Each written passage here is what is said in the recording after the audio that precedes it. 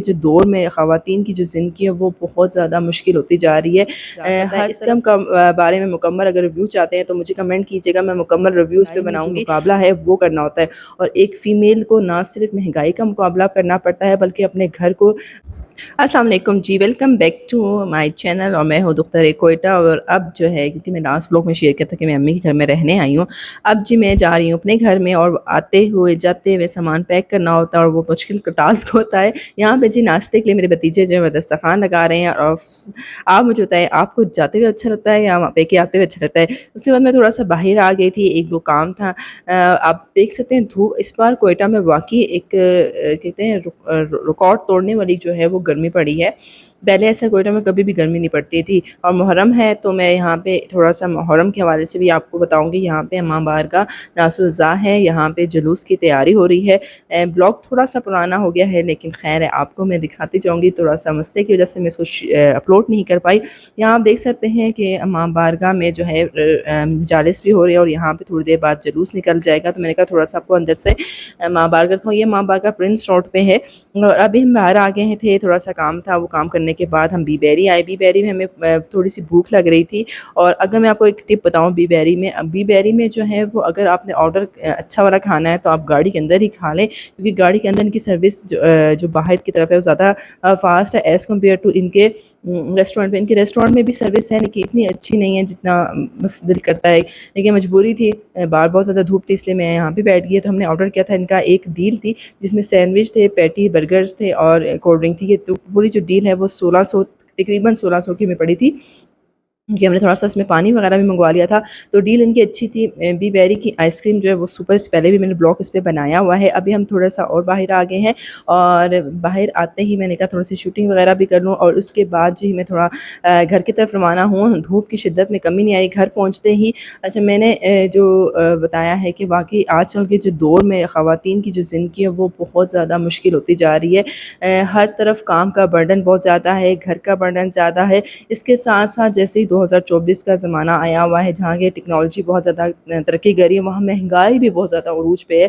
और उस महंगाई को कम करने के लिए पहले एक फ़र्द कमाता था और अब जो है सबको कमाना पड़ता है। अच्छा, ये है मेरी आटे वाली मशीन, टेक्नोलॉजी की ये वो मशीन है जिसमें आटा गूँधा जा सकता है। इसके हम बारे में मुकम्मल अगर रिव्यू चाहते हैं तो मुझे कमेंट कीजिएगा, मैं मुकम्मल रिव्यू इस पे बनाऊँगी। और अभी जो है ये सेकंड डे का ब्लॉग है। लास्ट ब्लॉग जो है वहीं तक ख़त्म कर दिया था और सेकंड डे का ब्लॉग है और ये सुबह की रूटीन है। और मैं आपको बता रही थी कि जहाँ कहा जाता है कि 2024 में ज़िंदगी आसान हो गई है, हर चीज़ की सहूलत है, वहाँ पे सबसे बड़ी बात है कि आजकल की महंगाई में जो मुकाबला है वो करना होता है। और एक फ़ीमेल को ना सिर्फ महंगाई का मुकाबला करना पड़ता है बल्कि अपने घर को साफ़ सुथरा रखने के लिए भी खुद करना पड़ता है, क्योंकि पैसे की कदर जो है वो ज़्यादा बढ़ती जा रही है। और यहाँ पे मैंने अपने हस्बैंड को शेक दिया था और अपने लिए नाश्ता रेडी किया था, सिंपल सी रोटी और अंडा और चाय, और हाथ जो है तक लिबड़े हुए आटे से। तो उसको ज़रा इग्नोर कीजिएगा और नाश्ता करते हैं। नाश्ता करते करते बातें भी करेंगे। नाश्ता करने के फ़ौरन बाद जो है वो बर्तन धोने का मैं कहती हूँ कि ज़िंदगी इतनी मुश्किल हो गई है ना। पहले की औरतें जो है सिर्फ घरों की तरफ तवज्जो देती थी या बच्चों की परवरिश में तवज्जो देती थी। आजकल की औरत को या खातून को या लड़की को ना सिर्फ अपनी ज़िंदगी को संवारना पड़ता है बल्कि घर को भी देखना पड़ता है, बाहर को भी देखना पड़ता है और कमाना भी पड़ता है। जहाँ पे वो कहीं खो गई है और वहाँ पे मेरी खूबसूरती भी कहीं खो गई है, यानी कि हमारा जो कलर वगैरह वो ख़राब, क्योंकि हमें टाइम ही नहीं मिलता कि हम अपनी तरफ ध्यान दे सकें। तो यहाँ पे मैंने एक टिप देखी थी, वहाँ पे पानी के अंदर बर्फ़ डाल के अपने जो फेस को थोड़ा सा डिप करें, उससे आपकी स्किन भी सही हो जाती है और ख़राब नहीं होती। तो वो मैंने यहाँ पे टिप इस्तेमाल की है। उसके बाद मैं बाहर निकल गई हूँ, यहाँ पे मैं ड्राइविंग खुद कर रही हूँ। पहले जो खातून इतनी ड्राइविंग नहीं करती थी, लोग समझते हैं कि आज की खातून ज़्यादा आज़ाद हो गई है, उसे ड्राइविंग करने का मौका मिलता है, वो हड्डे से उतर आराम से जा सकती है। लेकिन वो जो बर्डन उसके ऊपर होता है, वो इतने रश में इतने मुश्किल रास्तों से होती हुई जब वो अपनी मंजिल की तरफ जाती है वो उसको और थका देते हैं। पहले ये होता था कि पेरेंट्स ले जाएंगे या भाई ले जाएंगे, अब वो खुद ही सब कुछ जिम्मेदारी अपने सर पर लेती है। और यहाँ पर मैं पहुँच गई थी ऑफ़िस और यहाँ पर मैं थोड़ा सा ना आजकल कोशिश कर रही हूँ कि मैं ऑनलाइन अर्निंग करूँ, क्योंकि सब कुछ ऑनलाइन हो रहा है। तो यहाँ पे शॉपिफ़ाई का बहुत ज़्यादा डिमांड है। अगर आप में से कोई शॉपिफ़ाई पे अर्निंग करती है तो ज़रूर मुझे बताइएगा और मेरे ऑडियंस को बताइएगा। इससे क्या होगा, इससे ये होगा कि कम से कम लोगों को थोड़ा बहुत यकीन आएगा। और मुझे एक क्रेज़ हुआ हुआ है आजकल कि ऑनलाइन भी अर्निंग होती है, कैसे होती है, कहाँ से होती है, किस तरह करनी चाहिए, वो सीखने में आजकल मैं जस्तजू में लगी हुई हूँ।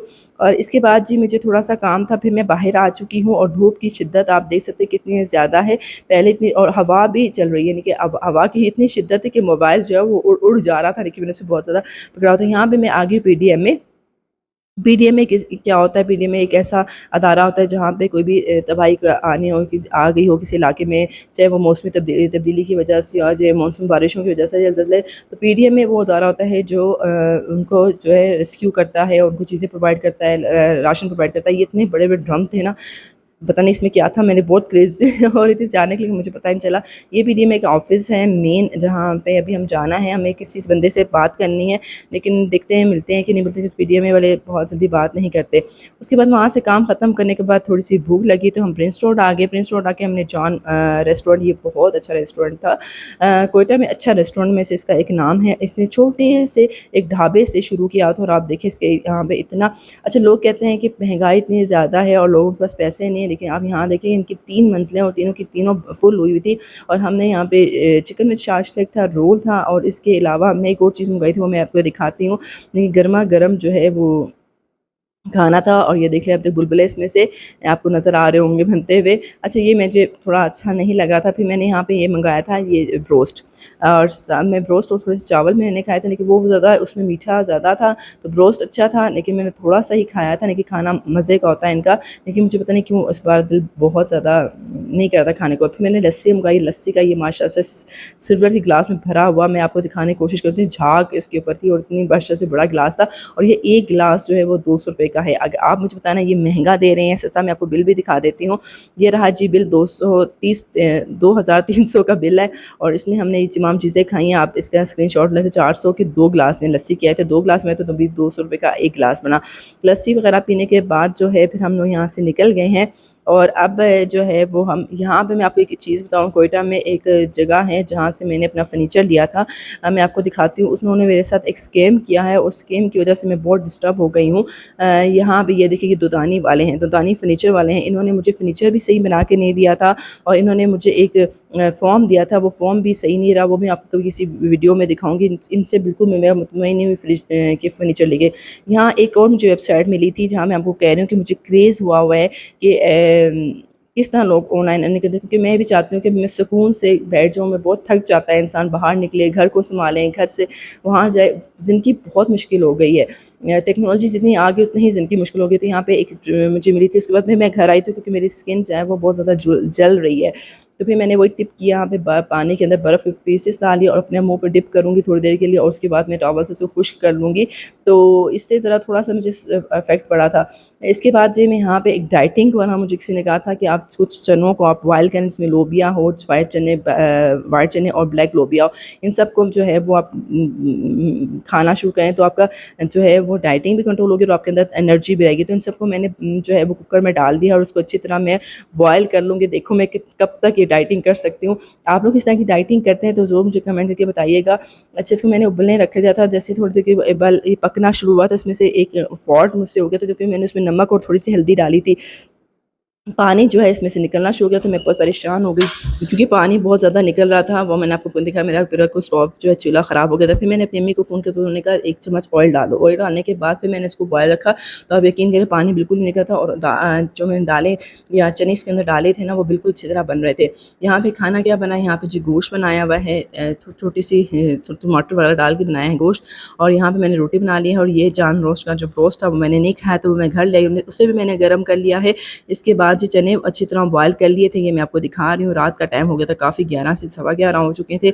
अब मैं इसको फ्रिज में रख दूँगी, ठंडा हो चुका है। इसको अच्छी तरह मैं बंद करके फ्रिज में रखूँगी, और दिन के टाइम यानी कि दोपहर के टाइम में इसको खाऊँगी, साथ सैलेड वगैरह डाल के इसको आराम से खा लूँगी।